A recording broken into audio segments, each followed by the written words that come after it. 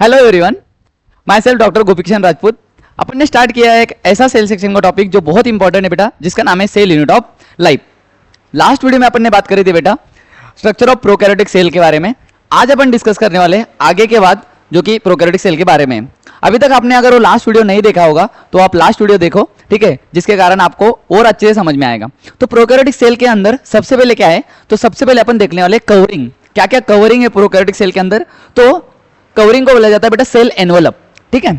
तो prokaryotic cell अपन ने last video में बात करी थी, 3 अलग अलग लेयर से कवर्ड है, ठीक है। उसमें सबसे पहला कौन सा है सर, तो उसमें सबसे पहला है glycocalyx.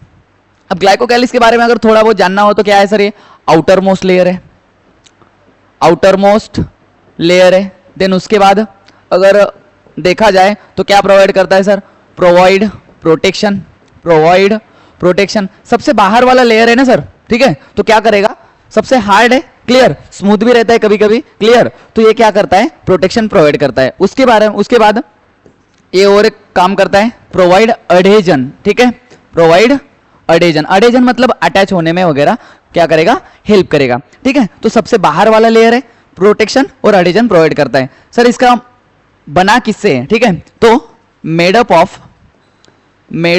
Of muco polysaccharide, mucopolysaccharide, ठीक है। अब सर म्यूकोपॉलीसैकेराइड मतलब क्या, अगर इसको तोड़े तो म्यूको से आएगा सर म्यूकस, क्या आएगा, म्यूकस, ठीक है, और पॉलीसैकेराइड तो आपको पता ही है, क्लियर। तो ये दो चीजों से बनता है, एक म्यूकस और पॉलीसैकेराइड, ठीक है। तो याद रखना इसका कंपोजिशन आ सकता है, क्लियर। अब ग्लाइकोकैलिक्स पे एक क्वेश्चन बन सकता है कि किससे बना है। देन उसके बाद में अगर ग्लाइकोकैलिक्स की बात करें तो ग्लाइकोकैलिक्स, एक मिनट,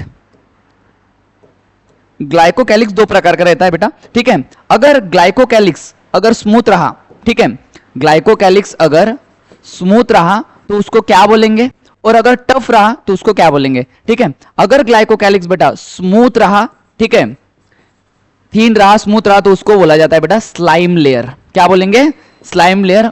बहुत इंपॉर्टेंट बातें हैं, क्लियर, पूछी जाती है। और अगर ये टफ रहा, ठीक है, हार्ड रहा, तो उसे बोला जाता है कैप्सूल। ये 2 बातें याद रखना ग्लाइकोकैलिक्स के बारे में कि ग्लाइकोकैलिक्स 2 अलग अलग फॉर्म में रहता है, ठीक है। अगर वो स्मूथ रहा, क्लियर, तो उसे बोला जाता है स्लाइम लेयर, और अगर वो हार्ड और टफ रहा तो उसे बोला जाता है कैप्सूल। अब देखो इजी है, अगर स्मूथ रहा तो इसका फंक्शन क्या रहेगा, तो बेटा ये वाटर लॉस जो हो रहा है बैक्टीरियल सेल के अंदर से उसको रोकने का काम करता है, ठीक है। तो प्रिवेंशन ऑफ वाटर लॉस कौन करेगा, स्लाइम लेयर, ठीक है। और कैप्सूल टफ है सर, इससे ये समझता है कि वो क्या प्रोवाइड करेगा सर, प्रोटेक्शन प्रोवाइड करेगा। समझ में आ रहा है, क्लियर। तो सबसे बाहर वाला जो लेयर है इसे बोला जाता है ग्लाइकोकैलिक्स, समझ में आया। देन उसके बाद जो मिडल लेयर है, ठीक है, जिसे बोला जाता है सेल वॉल, ठीक है। तो ये मिडल लेयर है प्रोकैरियोटिक सेल का, सेल वॉल क्या करता है सर, ये तो सेल वॉल का काम रहता है बेटा क्या करना, शेप प्रोवाइड करना, provide shape to the cell, clear, plus protection भी देगा, समझ में आ रहा है। बट मेनली क्या करता है, शेप प्रोवाइड करने का काम करता है और प्रोटेक्शन भी देता है, समझ में आ रहा है, ठीक है। सर बनती किससे है, ये भी बहुत इंपॉर्टेंट बात है। तो कंपोज ऑफ पेप्टिडोग्लाइकन, पेप्टिडोग्लाइकन, ठीक है। याद रखना जो ग्लाइकोकैलिक्स है वो अलग कंपाउंड से बना है, ठीक है, जिसको बोला जाता है म्यूकोपॉलीसैकेराइड, और सेल वॉल जो है ये बनता है सर कैसे, पेप्टिडोग्लाइकन से। अब पेप्टिडोग्लाइकन को अगर समझ ले बेटा तो पेप्टिडोग्लाइकन को 2 हिस्से में तोड़ दो, क्लियर हुआ। अब 2 हिस्सों में तोड़ेगा तो क्या बनेगा, पेप्टाइड, पेप्टिडो से आता है सर पेप्टाइड, ठीक है। पेप्टाइड कहाँ होता है, पेप्टाइड एक प्रकार का बॉन्ड है सर, ठीक है, जो कहाँ मिलता है, प्रोटीन चेन के अंदर मिलता है। मतलब जो 2 अमीनो एसिड है वो 2 अमीनो एसिड किस बॉन्ड से जुड़े हैं, पेप्टाइड बॉन्ड से। मतलब इससे ये समझ में आता है पेप्टाइड से क्या आया होगा, पेप्टाइड से आया होगा सर प्रोटीन, क्लियर हुआ। और ग्लाइकन, ग्लाइकन क्या है सर, एक प्रकार की ग्लूकोज दर्शा रहा है, मतलब ग्लाइकन क्या है, शुगर। मतलब ये 2 चीजों का कंपोजिशन है, एक है सर प्रोटीन और दूसरा शुगर, समझ में आ रहा है, क्लियर, जो कि सेल वॉल बनी है। अब कभी कभी ये ऐसा भी क्वेश्चन आता है, ठीक है, एग्जामिनर ने अगर थोड़ा सा टेढ़ा हो गया अपने साथ, तो ये शुगर 2 प्रकार की है, एक है बेटा नाग और दूसरी है नाम, एक है नाग और दूसरी नाम, ठीक है। अब ये नाग क्या है, ठीक है, तो नाग मतलब सर यन एसिटाइल ग्लूकोजामाइन, यन एसिटाइल ग्लूकोजामाइन, समझ में आ रहा है, ठीक है। और नाम क्या है सर, तो नाम है बेटा N acetyl muramic acid, muramic acid, clear, ठीक है। तो ये दो शुगर याद रखना, अगर आता है इनकेस आगे तो शुगर दो प्रकार की रहती है बैक्टीरियल सेल वॉल के अंदर, एक है सर नाम और दूसरी है नाग, ठीक है। NAM stand for N acetyl muramic acid, clear, and NAG stand for N acetyl glucose amine, समझ में आ रहा है, क्लियर। तो दो लेयर हो गए सर सेल एनवेलप के, outermost glycocalyx and middle one cell wall, समझ में आ रहा है। ग्लाइकोकैलिक्स किससे बना है और ग्लाइकोकैलिक्स के दो टाइप, ठीक है, और सेल वॉल क्या करती है और सेल वॉल किससे बनी है, समझ में आ रहा है, क्लियर हुआ। डायरेक्ट क्वेश्चन पूछा जाता है। देन इसके बाद में क्या है सर, तो अब याद रखना ये जो है सेल वॉल के कंपोजिशन पर, क्लियर, यहां पर दो प्रकार के बैक्टीरिया है, क्लियर, एक है ग्राम नेगेटिव और दूसरा ग्राम पॉजिटिव, ठीक है। तो based on differences in cell envelope, ठीक है, सेल एनवेलप में मेनली सेल वॉल है, clear, and response to staining. Staining क्या होता है, तो स्टेनिंग मतलब बेटा कलर देना, ठीक है। तो स्टेनिंग क्या आ जाएगा, कलरिंग, एक प्रकार से कलर देना मतलब स्टेनिंग होता है, ठीक है। तो स्टेनिंग टेक्निक के ऊपर दो प्रकार के बैक्टीरिया है, एक है सर ग्राम नेगेटिव और दूसरा ग्राम पॉजिटिव। आइए ग्राम नेगेटिव क्या है समझते हैं। तो ग्राम नेगेटिव है बेटा डिड नॉट, किसको बोलेंगे ग्राम नेगेटिव, तो did not retain stain, did not retain stain, मतलब स्टेन मतलब यहां पर एक प्रकार से कलर नहीं रखता है अपने ऊपर, ठीक है, कलर करने के बाद कलर नहीं रखता है, उसे बोलेंगे ग्राम नेगेटिव। और ये जो ग्राम पॉजिटिव बेटा ये क्या करता है, रिटेन स्टेन, ये अपने ऊपर कलर, दिया हुआ कलर अपने ऊपर रख लेता है। अब देखो जिसको पसंद है कलर रखना वो रखेगा, जिसको नहीं पसंद है कलर रखना वो नहीं रखेगा। अब जिसको पसंद था कलर रखना, ठीक है, होली खेलना वगैरह, वो बन जाएंगे ग्राम पॉजिटिव। जिसको नहीं पसंद था, ठीक है, कलर से दूर भाग रहा था, that is a gram negative. अब आइए इसको समझते हैं डिटेल में क्या है। तो ग्राम पॉजिटिव और ग्राम नेगेटिव बता दिया मैंने, तो कलर दे दिया सर। अब कौन सा, होली का थोड़ी ना कलर देना है बेटा, ठीक है, कि दे दिया और उसको कलर पसंद था रख लिया, ठीक है, नहीं पसंद था धो डाला, ऐसा नहीं है, ठीक है। तो इसको डिटेल में समझते हैं, आइए क्या है। तो एक साइंटिस्ट है बेटा जिसका नाम है क्रिस्टियन ग्राम, ठीक है। तो ग्राम स्टेनिंग प्रोसीजर क्या है, तो पहली बात तो दिया किसने अपने को, ये दिया अपने को गिवन बाय क्रिस्टियन ग्राम, ठीक है, क्रिस्टियन ग्राम, ये बंदे ने अपने को ये दिया ग्राम स्टेनिंग क्या है। तो करना क्या है, ठीक है, अपने को बैक्टीरिया देखना है ग्राम पॉजिटिव है या ग्राम निगेटिव है। आइए तो क्या कर रहे हैं, सबसे पहले अपने को ले लेनी sir glass slide, 2 glass slide ले लेनी है। एक ग्लास स्लाइड पे क्या करना है, बैक्टीरिया का कल्चर डालना है, ठीक है। अब मान लो एक ग्लास स्लाइड है, ठीक है, छोटी सी एक ग्लास की एक पट्टी है मान लो, ठीक है, और एक दूसरी उतनी है छोटी छोटी। एक पहली ग्लास स्लाइड पे अपने क्या किया, बैक्टीरियल का कल्चर डाला, बैक्टीरिया का कल्चर मतलब बैक्टीरिया जहां ग्रो करे थे वो कॉलोनी डाली बैक्टीरिया की, ठीक है। अब वो बैक्टीरिया की कॉलोनी डालने के बाद अब वो एक जगह पे गिर गए होंगे ड्रॉप जैसा, क्लियर। अब उनको क्या करना है, अपने को फैलाना है। अगर अपन वो एक गुच्छे के साथ ही रखेंगे पूरा का पूरा, और जब इलेक्ट्रॉन माइक्रोस्कोप के नीचे देखेंगे तो वो दिखेगा नहीं, क्योंकि एक जगह पे ही गिर गया है वो, ठीक है, पूरा ब्लर दिखेगा या एकदम ऐसा झुंड जैसा दिखेगा। तो अपने को क्या है, अच्छे से देखना है तो उसको अपन क्या करेंगे, फैला लेंगे, ठीक है। तो पहले ग्लास स्लाइड पे अपन ने क्या किया, बैक्टीरिया का कल्चर डाला, ठीक है, ड्रॉप में के फॉर्म में गिर गया होगा। अपन ने क्या किया, उसको दूसरे ग्लास से उसके ऊपर ऐसे रख के ऐसे सर जैसे खींच लिया। समझ में आया, समझ रहे हैं मैं क्या बोल रहा हूं, कि पहले ग्लास पे डाला, ठीक है, ड्रॉप के फॉर्म में गया और ड्रॉप को अपन फैला रहे ऐसा दूसरे ग्लास स्लाइड से। समझ में आ रहा है, इस जो बनेगा नहीं वो बैक्टीरिया फैलाने के बाद उसे बोला जाता है बैक्टीरियल स्मीयर। समझ में आया, मतलब क्या करना है, ये मैंने पहले ग्लास स्लाइड पे डाला और क्या करना है, दूसरे ग्लास से उसको ऐसे फैला, अरे ऐसे फैला लेना है। समझ में आ रहा है, ठीक है। फैलाने के बाद क्या है, बैक्टीरिया पूरा फैल जाएगा। वो जो फैला हुआ बैक्टीरिया है उसे बोला जाता है बैक्टीरियल स्मीयर। समझ में आया। अब क्या करना क्या है, उसको सुखा लेना है, ठीक है, ड्राई कर लिया सर हमने। ड्राई करने के बाद अपन ने जो कलर यूज कर रहे सर, वो कलर अपने आप इसको कलर करना है, ठीक है। तो stain by crystal violet dye, ठीक है, ये कलर देना है अपन ने। जो बैक्टीरियल स्मीयर लिया था उसको सुखा लिया, पहले सुखाने के बाद क्या किया, क्रिस्टल वायलेट डाई से अपन ने उसको क्या करना है, स्टेन करना है, मतलब कलर देना है, ठीक है। अब कलर देने के बाद वो कलर दिया हुआ कलर शेड भी तो होना चाहिए, क्लियर। ग्लास के ऊपर कलर डाला, ठीक है। अब वो सेट होना चाहिए, सेट होने के लिए मैं यूज करता हूं सर मॉर्डेंट। क्या यूज करता हूं? मॉर्डेंट, ठीक है। अब मॉर्डेंट क्या है, रहता है, तो मॉर्डेंट का यहां पर यूज करते हैं सर आयोडीन का। किसका?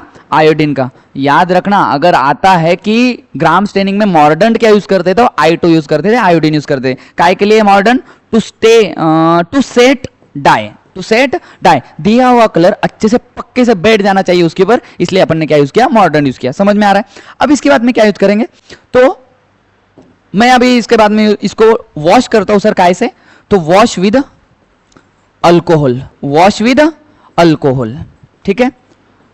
अल्कोहल से धो लिया, समझ में आया? अब अल्कोहल से धोने के बाद मैं क्या करूंगा सर? ऑब्जर्व करूंगा। क्या करूंगा? ऑब्जर्व, ठीक है। ऑब्जर्व करूंगा सर, कहा? Observe under EM, under EM, electron microscope, electronic microscope. Clear? अब जब मैं देखूंगा, ठीक है, तो कुछ बैक्टीरिया ने सर कलर रखा, कुछ बैक्टीरिया ने कलर रखा और कुछ ने कलर जिनको पसंद नहीं था छोड़ दिया, ठीक है।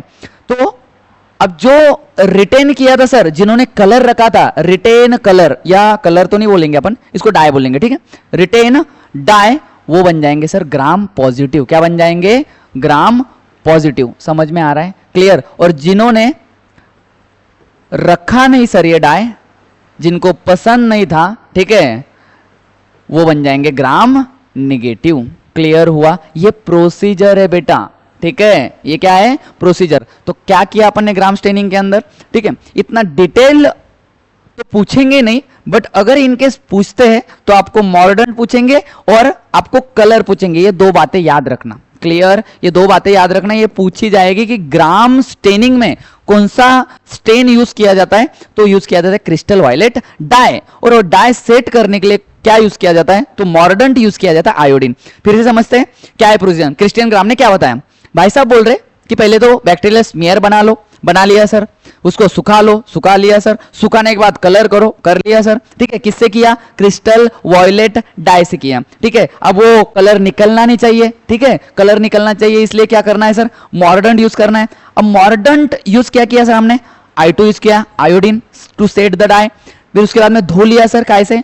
अल्कोहल से। और बाद में ऑब्जर्व किया तो जिनने कलर रखा था वो ग्राम पॉजिटिव, और जिनने नहीं रखा था वो ग्राम निगेटिव। अरे भाई साहब, मैंने ग्राम पॉजिटिव पॉजिटिव लिख लिया क्या बेटा? एक मिनट, ग्राम निगेटिव, ग्राम निगेटिव। समझ में आ रहा है? ठीक है। तो ये दो प्रकार के बैक्टीरिया बन गए। अब ऐसा क्या हुआ सर कि इनको ये पसंद थी ये वाली चीज, जिन्होंने रखी। क्लियर? ये मैटर था क्या अल्कोहल का, है ना। और इनको क्या चढ़ गई क्या सर? इनको अल्कोहल मतलब हैंगओवर हो गया क्या, जिन्होंने छोड़ दिया ग्राम निगेटिव? इसके पीछे ऐसा कुछ नहीं है, ठीक है।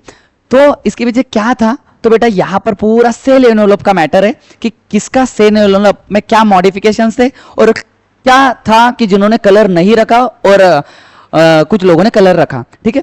तो ये तो प्रोसीजर थी, बट इसके पीछे क्या था वो समझते हैं, ठीक है। तो मान लो ये ग्राम निगेटिव बैक्टीरिया है और ये ग्राम पॉजिटिव बैक्टीरिया है। क्लियर? याद रखना, ग्राम निगेटिव का अगर स्ट्रक्चर देखो तो इसके स्ट्रक्चर में आपको ये वाले लेयर मिल जाएंगे, ठीक है। तो आपको सेल वॉल मिलेगी, सेल मेम्ब्रेन मिलेगा, ठीक है। इधर भी आपको सर सेल वॉल मिलेगी और सेल मेम्ब्रेन मिलेगा। बट एक चीज यहां पर एक इंपॉर्टेंट है, ग्राम निगेटिव वाले लोगों में एक लेयर मिलता है जिसका नाम है एलपीएस। सर एलपीएस मतलब क्या? एलपीएस मतलब होता है बेटा लिपो पॉलीसैकेराइड। क्या होता है? Lipo polysaccharide. ये येलो वाली जो लेयर दिख रही है उसे बोला जाता है लिपो पॉलीसैकेराइड, मतलब लिपिड और पॉलीसैकेराइड से बनी है, ज्यादा कुछ हार्ड नहीं है, जो कि इधर एब्सेंट है सर, ठीक है। ग्राम पॉजिटिव वाले लोगों में नहीं है, ध्यान देना अच्छे से। अब अगर देखो तो यहां सेल वॉल, इसकी सर सेल वॉल है पतली सी, थीन सेल वॉल है, और इसकी सेल वॉल अगर देखो बेटा तो इसकी सेल वॉल क्या है? थिक। ये दो डिफरेंस याद रखना। ग्राम पॉजिटिव में सेल वॉल थिक रहती है, ग्राम निगेटिव में सेल वॉल थीन रहती है। निगेटिव लोग है पतले, ठीक है, थीन रहेगी। समझ में आ रहा है? और ये वाले पॉजिटिव है अच्छे खासे। समझ में आ रहा है? देन उसके बाद में यहां पर लिपोपॉलीसैकेराइड लेयर है, इधर लिपोपॉलीसैकेराइड लेयर एब्सेंट है। अब सुनना, अब मैंने क्या किया दोनों को, अब देखो अलग अलग तो नहीं, एक साथ ही बैक्टीरिया है, ठीक है। अब मैंने एक साथ दोनों को डाई किया, मतलब कलर किया, ठीक है। कलर करने के बाद उसको मॉर्डन यूज किया कलर सेट करने के लिए, वो हो गई प्रोसीजर। देन उसके बाद में वॉश किया अल्कोहल से। जब मैं वॉश करता हूं ना बेटा, ठीक है, जब मैं वॉश करता हूं तो क्या दिखा मुझे अल्कोहल से, तो ध्यान देना, जब अपन कलर कर रहे थे, ठीक है, क्रिस्टल वॉयलेट से, तो मुझे एक बात बोलो, जब तुम निगेटिव को कलर करोगे या निगेटिव के ऊपर कलर जाएगा तो उसका कलर कहां जाएगा रे सर? जो सबसे बाहर वाली कोटिंग है उसके ऊपर नहीं जाएगा, वही जाएगा ना, सबसे बाहर वाली कोटिंग, वहां कलर जाएगा। तो ये सारा कलर ग्राम निगेटिव वाले लोगों पर बाहर की कोटिंग पे लगा, जो कि क्या था सर? एलपीएस, लिपोपॉलीसैकेराइड। और इसकी बाहर की कोटिंग क्या है सर? इसकी बाहर की कोटिंग सेल वॉल है, तो इसका सारा का सारा कलर किसके ऊपर जाएगा? सेल वॉल के ऊपर जाएगा। अब जब मैं इसको वॉश करता हूं सर, ठीक है, जब वॉश करता हूं अल्कोहल से, तो कहां से उठा रहा हूं, ध्यान देना अच्छे से। तो जब मैं उसको वॉश करता हूं अल्कोहल से, वॉश विद अल्कोहल, ठीक है, तो होता क्या है आपको पता है, केमिस्ट्री एक चीज सिखाती है कि लिपिड जो है अल्कोहल में सॉल्युबल है। तो यहां क्या होता है sir? LPS layer is dissolve, LPS layer क्या हो रहा है? LPS layer is dissolve in alcohol. अब मुझे एक बात बोलो, अगर वो लेयर पिघल गई अल्कोहल के अंदर, वो बाहर का लेयर पिघल गई अगर अल्कोहल में, तो बचेगी क्या? वो गायब हो जाएगी। समझ में आ रहा है? बैक्टीरिया कैसे दिखेगा अपने को? बैक्टीरिया दिखेगा अपने को कुछ इस प्रकार, ऊपर का ही बैक्टीरिया निकाल रहा हूं जिसका एलपीएस गायब हो गया बेटा, येलो वाली लेयर पूरी गायब होगी। अब इसमें बची है सेल वॉल और सेल मेम्ब्रेन। मुझे एक बात बोलो, कलर दिख रहा है किसी को? कलर चला गया काय के साथ? एलपीएस के साथ। समझ में आया? बट यहां पर जब तुम वॉश करोगे, वॉश विद अल्कोहल, ठीक है, तो अल्कोहल ने इसको बाहर वाले कोट को सॉल्युबल मतलब डिसॉल्व करना देखा होगा। बट आपको पता है सेल वॉल किससे बनती है? सेल वॉल बनती है काय से? पेप्टिडोग्लाइकन से, जिसमें कोई लिपिड है क्या सर? कोई लिपिड नहीं है, तो उससे वो डिसॉल्व होगा क्या? नहीं, वो वैसे का वैसा ही रहेगा, वो वैसे का वैसा ही रहेगा। मतलब ऐसा अगर मैं देखूं तो वो ऐसा है, समझा? और यहां कलर आपको दिखेगा, ये वाला कलर वैसे के वैसे प्रेजेंट है, क्योंकि उससे सेल वॉल डिसॉल्व हुई क्या? नहीं हुई। समझ में आया? अब सेल वॉल डिसॉल्व नहीं, सेल वॉल ने अपने साथ कलर लेके आया। अब कलर दिखा तो कलर विजिबल है ना, तो ये बन जाएंगे ग्राम पॉजिटिव, और यहां कोई कलर नहीं दिख रहा है, that is a gram negative. समझ में आ रहा है? सब झोल सर किसका है? एलपीएस का है, लिपो पॉलीसैकेराइड। समझ में आया? ठीक है। अब मान लो जो कैसा है कि ये एक बंदा है और ये एक बंदा है, ठीक है, इसके ऊपर भी कलर फेंका, इसके ऊपर भी कलर फेंका, ठीक है, बट कलर फेंकने के बाद इसने शर्ट उतार लिया। अब शर्ट उतार लिया तो कलर दिखेगा क्या? नहीं दिखेगा। उसका शर्ट मतलब मान लो एलपीएस, क्या? एलपीएस, ठीक है। अब इसने शर्ट वैसे के वैसे ही रखा, ये देखो, ठीक है। अब शर्ट के ऊपर सारा कलर दिख रहा है, कलर दिखाने वाले ग्राम पॉजिटिव, कलर ना दिखाने वाले ग्राम नेगेटिव। क्लियर? ठीक है। नेक्स्ट, अब देखो अपन ने दो लेयर पढ़ लिए, एक पढ़ा सर ग्लाइकोकैलिक्स, दूसरा पढ़ा सेल वॉल। ध्यान देना अच्छे से। आगे थर्ड लेयर है सर प्लाज्मा मेम्ब्रेन। क्या कहता है plasma membrane? Plasma membrane innermost layer, innermost layer, ठीक है। देन उसके बाद में ये स्ट्रक्चरली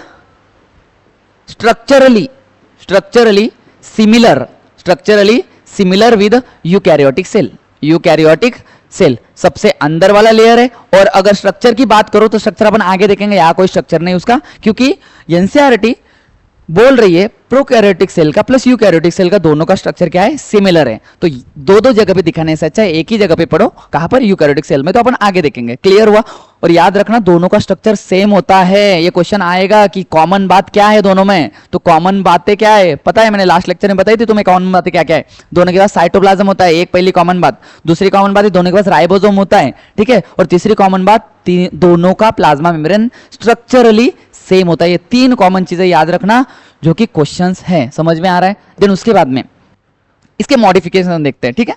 अब लास्ट वाले वीडियो में अपने बात करी थी स्ट्रक्चर में, वहां पर मैंने आपको मेसोसोम दिखाया था। तो अगर मॉडिफिकेशन की बात करें तो ये जो है प्लाज्मा मेम्ब्रेन ये एक्सटेंड होता है सर साइटोप्लाज्म के अंदर। सर कैसे?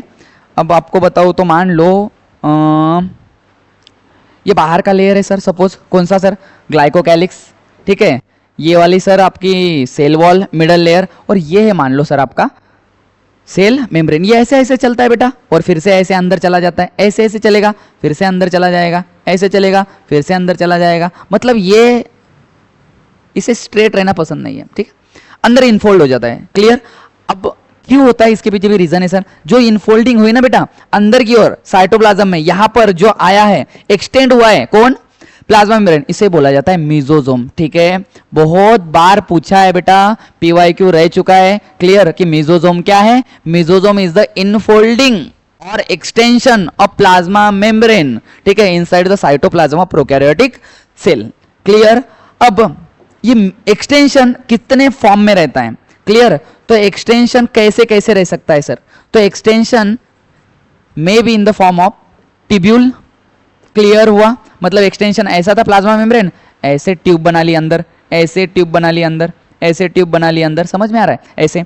देन उसके बाद में एक्सटेंशन ये नहीं दिखा तो भी आपको ये दूसरा दिख सकता है जिसको बोलते हैं सर वेसिकल। क्या बोलते हैं, वेसिकल। ऐसे आया और ऐसे बल्ब जैसा, मतलब एक ऐसा राउंड बबल जैसा स्ट्रक्चर बना जिसको बोलते हैं वेसिकल, ठीक पाउच, समझ में आ रहा है। ठीक है, तो वेसिकल के फॉर्म में रह सकता है, और ये कभी कभी ऐसे प्लेट के फॉर्म में रह सकता है जिसको बोलते हैं लैमेला या लैमेले पढ़ो। ठीक है, ऐसे ऐसे ऐसे, समझ में आ रहा है। ठीक है, तो ये होता है ऐसे तीन फॉर्म में, एक होता है टिब्यूल के फॉर्म में रह सकता है, वेसिकल के फॉर्म में रह सकता है और लैमेला के फॉर्म में रह सकता है। समझ में आया। ठीक है, तो एक्सटेंशन है।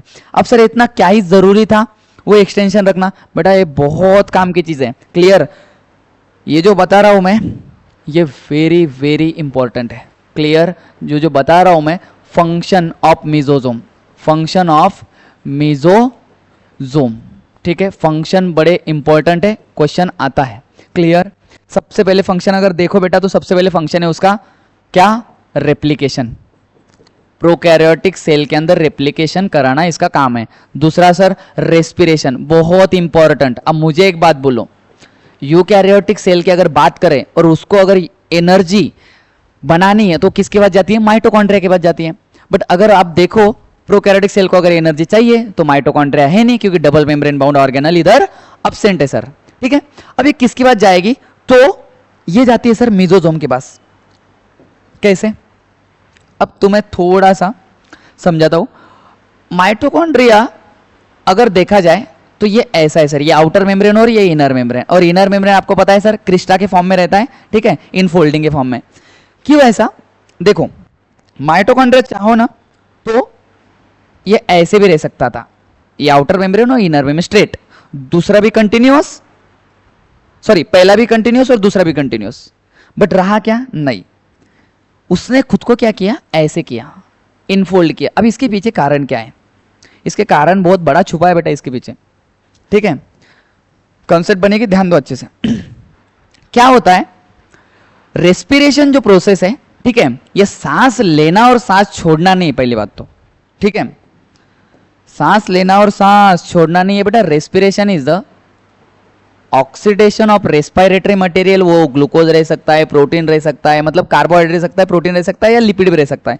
तो ऑक्सीडेशन ऑफ रेस्पिरेटरी मटेरियल, यहां मैंने ग्लूकोज लिया है, वो जब ग्लूकोज टूटेगा तो टूटेगा पानी के अंदर प्लस कार्बन डाइऑक्साइड के अंदर, और जो सबसे मेन है अपनी एटीपी के अंदर। समझ में आ रहा है। क्लियर बेटा, सांस लेना और सांस छोड़ना इज अ ब्रीदिंग। ठीक है, respiration is a breakdown of respiratory material. समझ में आया। यहां से अपना काम का मटेरियल निकल रहा है जिसका नाम है एडेनोसिन ट्राइफॉस्फेट। ये एनर्जी है, ये है रेस्पिरेशन। समझ में आ रहा है, जो सेल के लेवल पर चलता है और उसे सेलुलर रेस्पिरेशन बोलते हैं अपन। ठीक है, अब रेस्पिरेशन करने के लिए चाहिए सर एंजाइम। क्या चाहिए, एंजाइम। और ये ऑक्सीडेशन कहां चलता है, माइटोकॉन्ड्रिया के अंदर। अब मतलब माइटोकॉन्ड्रिया के अंदर ऑक्सीडेशन चल रहा है, मतलब रेस्पिरेशन चल रहा है, और रेस्पिरेशन के लिए क्या चाहिए, एंजाइम। मतलब एंजाइम है सर यहां पर। और आपको एक बात बता दूं, एंजाइम वही रहते हैं ज्यादातर जहां सरफेस एरिया ज्यादा हो। समझ में आ रहा है। तो माइटोकॉन्ड्रिया ने क्या किया, एंजाइम रखने के लिए अपना सरफेस एरिया बढ़ा लिया। ठीक है, अब सरफेस एरिया बढ़ा लिया मतलब क्या, अब समझो मैंने दो लाइनें मारी, एक ये लाइन और एक ये लाइन। ठीक है, क्लियर। आपको लगता होगा ये जितनी लाइन है वो भी इतनी है, बट इसको खींचो वाला कहां तक जाएगी, कितनी लंबी हो जाएगी। समझ में आ रहा है। तो जब जब चीजें इनफोल्डिंग में रहती है उतनी ज्यादा वो बड़ी होती है, उनका उतना ज्यादा सरफेस एरिया होता है। अब अपन देखो नोकिया के मोबाइल में गेम खेलते थे सांप वाला, हाँ के ना, एक स्ट्रेट सांप को अपन क्या करते थे, घुमा घुमा घुमा घुमा घुमा घुमा, है ना। मतलब अपन बड़ा सा सांप एक छोटी सी स्क्रीन में बैठाते थे, क्यों करते थे, घुमाते थे उसको। मतलब क्या बढ़ाते थे अपन, सरफेस एरिया बढ़ाते थे। और जितना ज्यादा सरफेस एरिया उतने ज्यादा एंजाइम फंक्शनल रहेंगे। ठीक है, ये बायोमोलिक्यूल बता रहा है। बायोमोलिक्यूल बोलता है जितना ज्यादा सरफेस एरिया रहेगा उतने ज्यादा एंजाइम एक्टिव रहेंगे, उतने ज्यादा ऑप्टिमम लेवल पे काम करेंगे, उतने ज्यादा फंक्शनल रहेंगे। समझ में आ रहा है। तो समझो, इसीलिए माइटोकॉन्ड्रिया ने क्या किया, खुद का इनर वाला मेम्ब्रेन इनफोल्डिंग में डाला और वहां एंजाइम रहते हैं और उतना ज्यादा एंजाइम काम करते हैं, मतलब उतना ज्यादा वो ग्लूकोज को तोड़ते हैं और उतनी ज्यादा क्या बनाते हैं सर, एटीपी बनाते हैं। समझ गया? क्लियर? यूकैरियोटिक का तो सही है सर, माइटोकॉन्ड्रिया है, इनफोल्डिंग भी है इनर मेम्ब्रेन की, सब चंगी बातें हैं, सब अच्छा खासा चल रहा है और एटीपी बन रही है।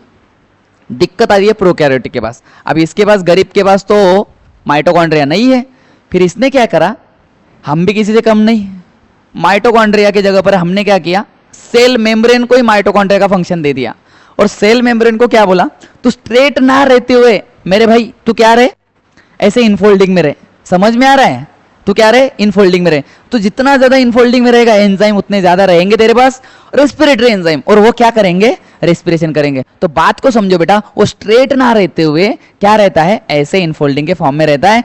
क्यों? क्योंकि सरफेस एरिया बढ़ेगा, उसके बाद रेस्पिरेटरी एंजाइम प्रेजेंट रहेंगे और रेस्पिरेटरी एंजाइम प्रेजेंट है तो क्या परफॉर्म होगा, रेस्पिरेशन। और किसकी दिक्कत दूर हो जाएंगी सर, एटीपी की दिक्कत दूर हो जाएंगी। मतलब इस एनर्जी का सोर्स क्या है उसका, मेसोसोम है। याद रखना ये बात, समझ में आया? क्लियर? नेक्स्ट, तो ये होगा दूसरा फंक्शन जिसका नाम है रेस्पिरेशन। पहला रेप्लिकेशन, दूसरा रेस्पिरेशन, थर्ड तीसरा फंक्शन है सर उसका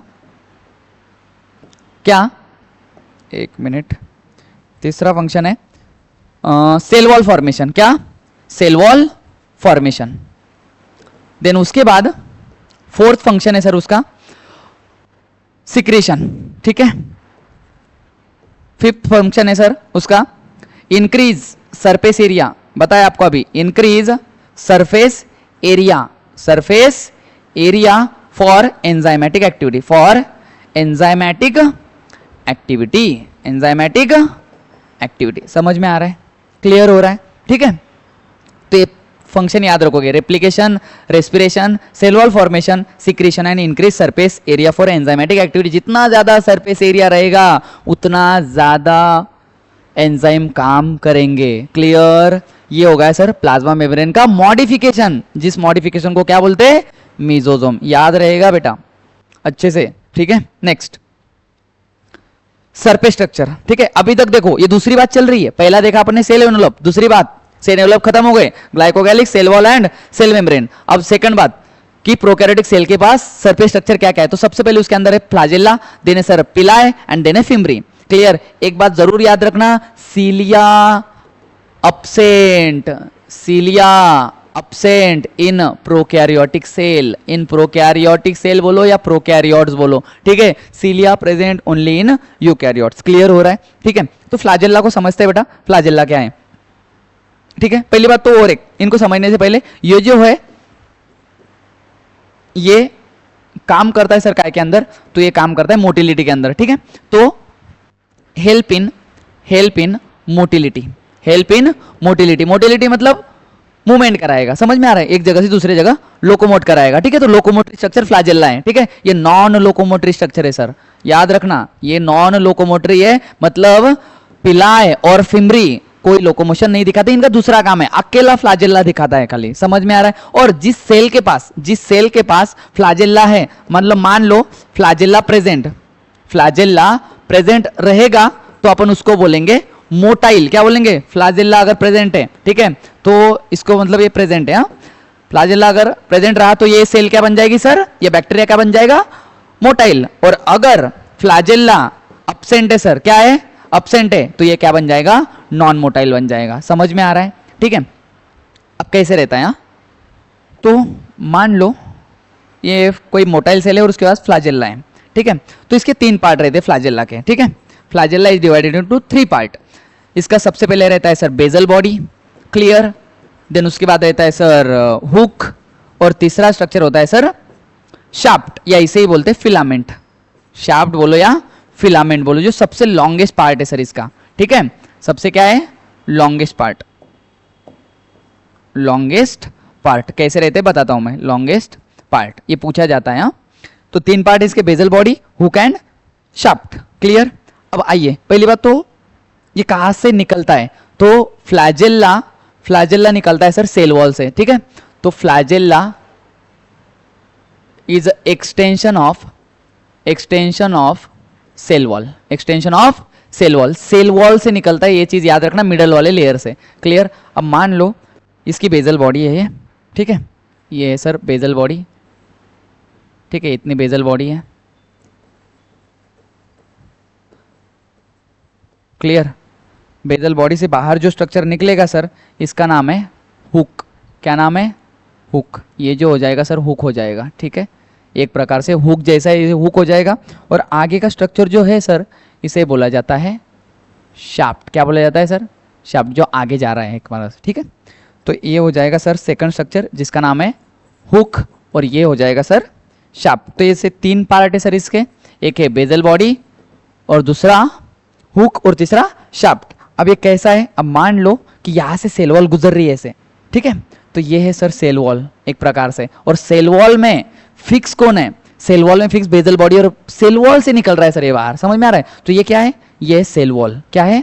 सेल वॉल। मान लो ये ऐसी सेल वॉल है पूरी, ठीक है। अभी सेल वॉल के अंदर बरीड है, अंदर फिक्स है, धसा हुआ है कौन? Bezel body. देन वहां से कौन निकला? हुक। और आगे कौन लंबा जो पार्ट है उसका वो क्या है?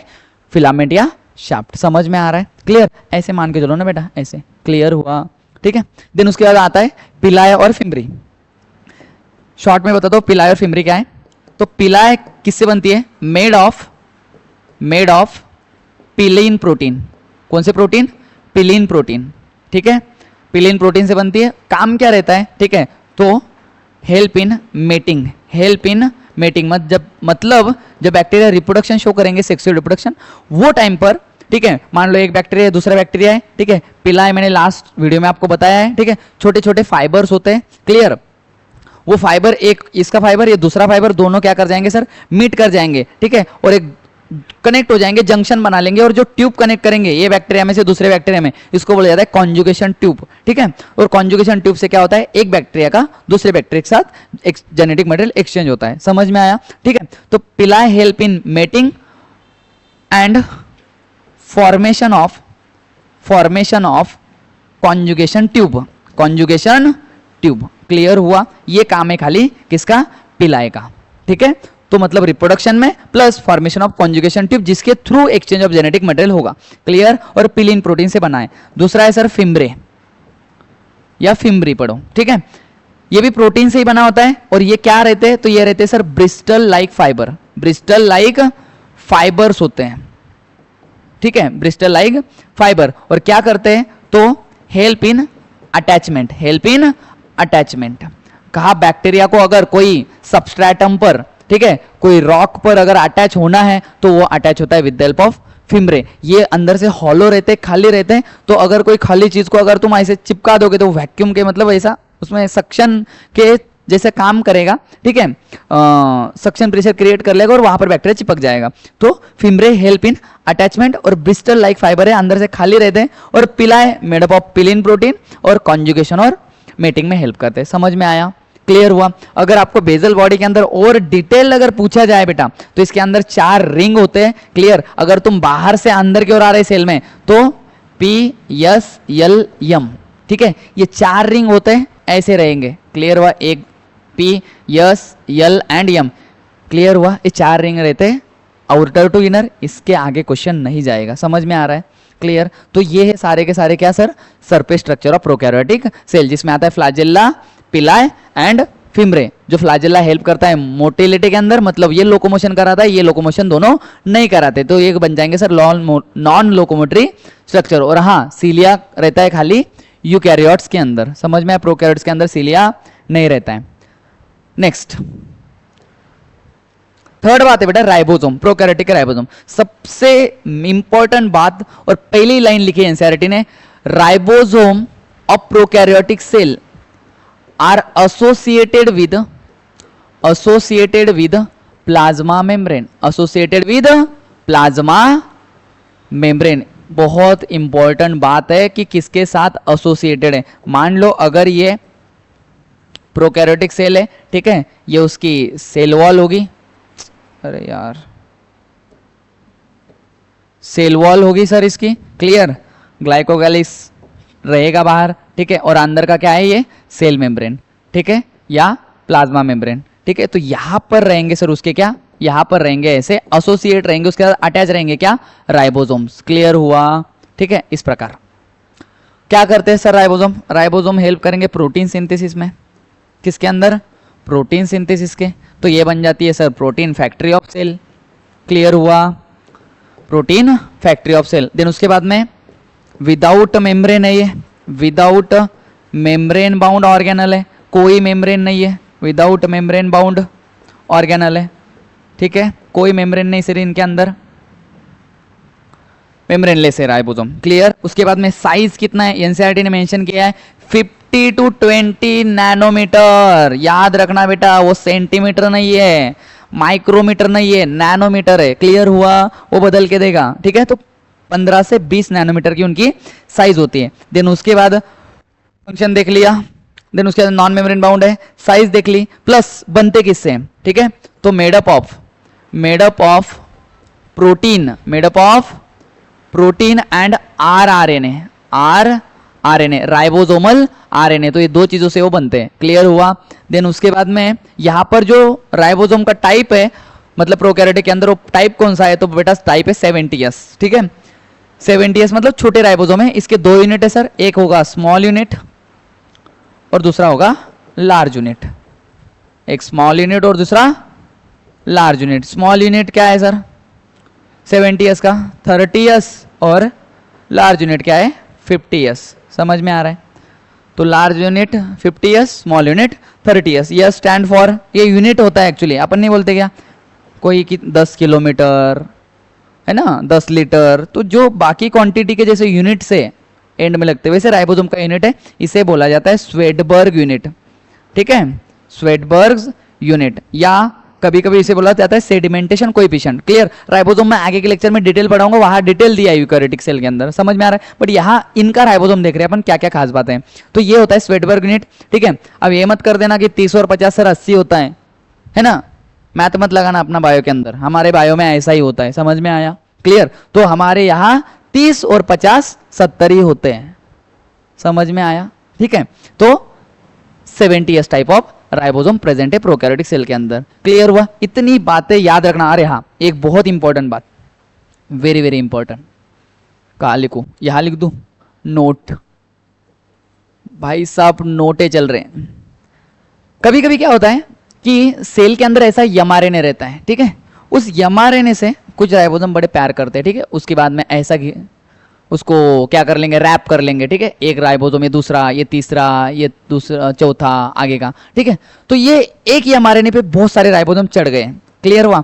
अब ये जो कंडीशन बनी ना सर, एक एमआरएनए के साथ बहुत सारे राइबोसोम, इस कंडीशन को बोला जाता है पॉलीजोम या पॉलीराइबोसोम। पॉलीजोम या पॉलीराइबोसोम, वेरी वेरी इंपॉर्टेंट। 2 बार पीवाईक्यू रह चुका है बेटा ये। ठीक है, 2019 के अंदर, और शायद अभी भी रिसेंटली आया है कि आरएनए विद मल्टीपल राइबोसोम, इसको क्या बोलेंगे? समझ में आ रहा है? ठीक है, तो इस कंडीशन को बोलते हैं पॉलीजोम या पॉलीराइबोसोम। Very very important. समझ में आया? ठीक है, नेक्स्ट फोर्थ बात, जेनेटिक मटेरियल। ठीक है, 3 बात देख लिया सर अपन ने। ठीक है, पहला देखा सेल एनवेलप, दूसरा देखा क्या देखा? दूसरा याद भी नहीं क्या देखा। दूसरी बात देखी सर सरफेस स्ट्रक्चर। अच्छा हाँ, फ्लैजेला वगैरह। ठीक है, और तीसरी बात देखी राइबोसोम। चौथी बात देख रहे हैं sir genetic material. Genetic material क्या बोला जाता है? जो होता है प्रोकैरियोटिक सेल के अंदर, इसे बोला जाता है sir nucleoid. Genetic material is called nucleoid, या इसे बोलते हैं मेन क्रोमोसोम। क्या बोलते हैं?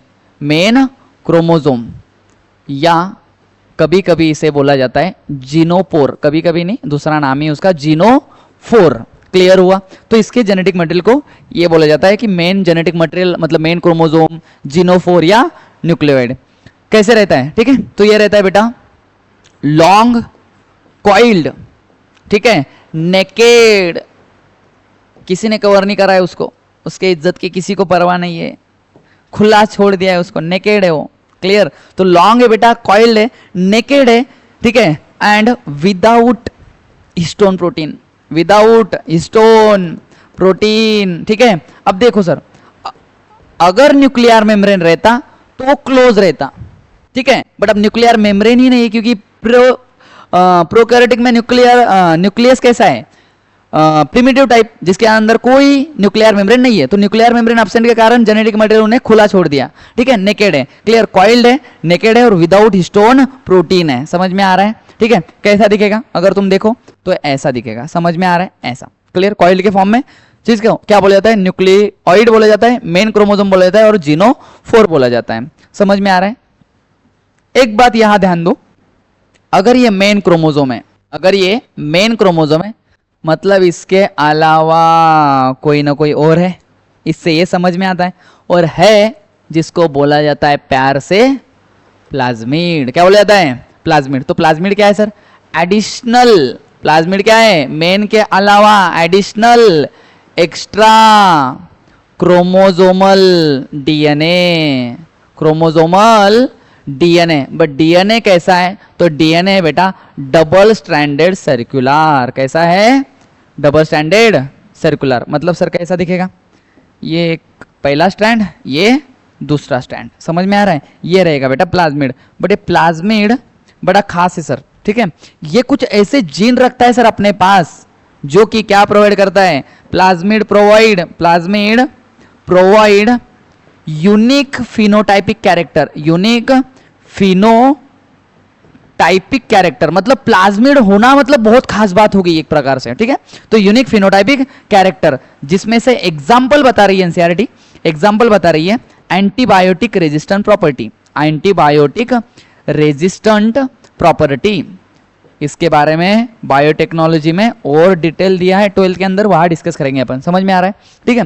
तो ये होता है sir additional extra chromosomal DNA, circular होता है, ठीक है, डबल स्टैंडर्ड होता है, क्लियर, और यूनिक फिनोटाइपिक कैरेक्टर दे रहा है, मतलब कुछ खास बात दे रहा है। देखो पिलाए का प्रेजेंट रहना ये प्लाज्मिड की ही देन है, मतलब किसी के पास भी पिलाए नहीं रहेगा, पिलाए उसी के पास रहेगा जिसके पास क्या है, प्लाज्मिड है, समझ में आ रहा है। मतलब पिलाए एक फिनोटाइपिक कैरेक्टर हो गया, फिनोटाइप मतलब एक्सटर्नल अपीयरेंस है ना, फिनोटाइप जीनोटाइप अपन पढ़ते थे को, फिनोटाइप मतलब बाहर कैसे दिख रहा है, ठीक है। तो अच्छा खासा मतलब दिख कैसा रहा है, नेचर कैसा है, क्लियर।